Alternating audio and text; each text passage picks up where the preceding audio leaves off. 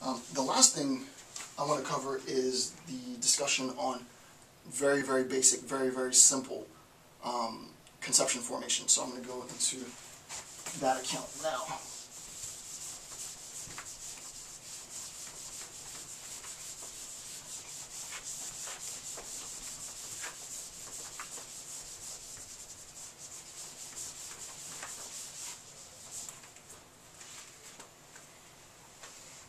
Okay, so up until this point, what we've recognized is that Rand is attempting to give us an epistemological basis for our formulation of concepts. She says that we progress through, she doesn't use the word stages, but effectively we progress through 3 stages. We go from a visual recognition of objects to a recognition that there's an essence to these objects. These objects can be identified within the world. And insofar as we identify them in the world, we need to extrapolate the definitional account that they share. And we use that definitional account to create a concept, right? That's basically all it is. So, very, very basic example. Imagine that, and I mean I do this all the time, but now I'm at a lack of words. Imagine that I wanted to create the concept, or perfect example, a child who goes out in restaurants and makes an inordinate amount of noise. You know, that we've all seen that. You've gone to a restaurant, there's the bad kid in the corner screaming and throwing his or her juice on the floor, and we just see that as a fact in the world, visually. But I haven't only seen that, you've seen that. Presumably, you've seen that in the world. If I wanted to give that a term, if I wanted to give a term to that, I could say, let's call that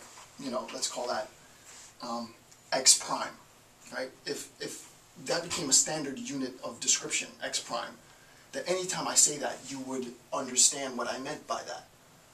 What I've done is I've looked at something in the world and I've formulated a concept of just the essential components, you know, young kid who is terrorizing or loud or out of order in a public venue, and I've created a term to describe that, so that when I'm now talking about children who act really badly in public, instead of saying all of that, I just refer to the term, right? That is concept formation.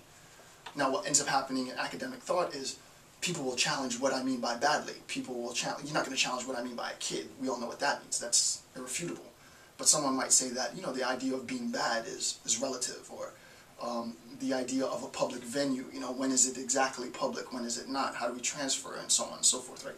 But you get the idea. The way that we arrive at concept formation is by visually recognizing something in the world, a particular phenomenon, giving that phenomenon a name, simplifying that whole big concept into one single word or one small phrase, and then referring only to the phrase rather than to the concept, right? And this is the process of concept formation, and the better you are at doing it is I don't know, it's the more publications you get. It's the better you are at sort of higher order thought. My role here is to make this accessible to you, right? The biggest problem that I see as an instructor is that students have a horrible time at formulating concepts. They're really good at secondary account information. Oh, you know, I read Marx and Marx said this. Or, oh, I read Rand and Rand said this. Or, oh, I read Hawkins and Hawkins said this. But when you ask them to formulate the most basic, original concept, it's nearly impossible. And the reason why it's difficult is because they haven't recognized the relationship between our understanding of the world, our phenomenological experience of the world, and the ability to use specific terms to identify things in the world. Once you recognize that that's all it is, it's really actually pretty simple. At least I would say so. I'm not trying to be facetious, but I mean, I think it's not that difficult. Alright, so simple concept formation. Alright, simple concept formation. How do we go about simple concept formation? Rand begins by talking about length. I think she talks about like a belt and a piece of rope, or something. I'm going to go back to the example I used before. 3 lines. This line, the shortest line, sort of a line that's middle, and a line that's larger. Right? And we'll classify this length by saying that this length represents a length of 1, whatever. This length represents a length of 2, and that this length represents a length of 3. This length is longer than this length. This length is shorter than this length. You get it, right? So this is a 1, whatever unit of measurement. This is 2, whatever unit of measurement. This is 3, whatever unit of measurement. Okay. So how does this go? And I'm going to try and be as simple as she is so that you can really grasp what's going on here. First, what we do is we identify, in simple concept formation, we identify a single attribute. So I might identify length, I might identify volume, mass, scope, velocity, whatever it might be. One attribute, not 2, not 3, just 1. In this example, the attribute that I've identified is obviously length. So let's write that down, right? So the attribute is length. Right? When I'm talking about these 3 things, I'm talking about the length of these 3 things. 3 is longer than 1, 1 is shorter than 3. Simple enough. Okay. The attribute, then, the next step is that we identify this attribute in the world. Okay, I'm looking on my desk. That has length to it, and that thing is longer than that, and that thing is shorter than that. So I can identify this attribute in the world. Okay, that's pretty simple. The next step. The attribute has to be located among various entities possessing that attribute, right? It's not the case that I'm just going to think that length only exists in these 3 things that I've drawn on the board. No, length exists in everything around me. That attribute is a characteristic of every single thing that I have access to perceiving in the world. Right? My perceptual abilities are always going to pull out the attribute length. There it is, there it is, there it is, there it is, there it is, there it is, there it is, there it is. It's all over me. Right? So I can see that length as an attribute exists in many different things. I would go so far as saying length as a perceivable attribute exists in everything that I see. Okay. Next step. So far, simple, right? Next step. The variation of the attribute, right?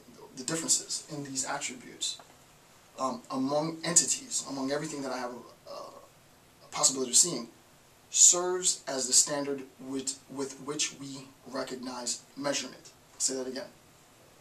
The variation in this attribute of length, right? So the variation, I'll write this down. The variation in the attribute among entities within the world, the variation of the attribute length among entities, and we, the length of a road. So we'll just put, for example, a road, my foot, a road, my foot,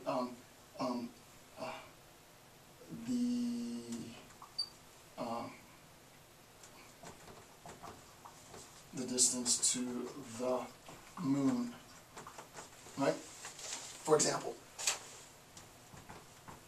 Okay, so for example, variation in the attribute length among, or shape, or volume and so on, among entities within the world, many different things. The length of a road, the length of my foot. Okay, creates or makes possible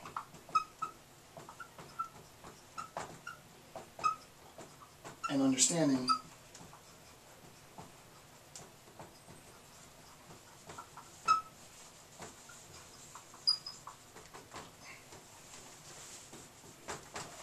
right? This variation makes possible an understanding of measurement. I recognize that because there is a difference, I can measure this variation, right? And not only can I measure this variation, but that the world is essentially quantifiable, right? There are attributes that objects have, and we can measure the variation of that attribute in those objects to create a system an essential system which identifies those objects, right? So there's a system for identifying length, right? It's pretty simple. Okay.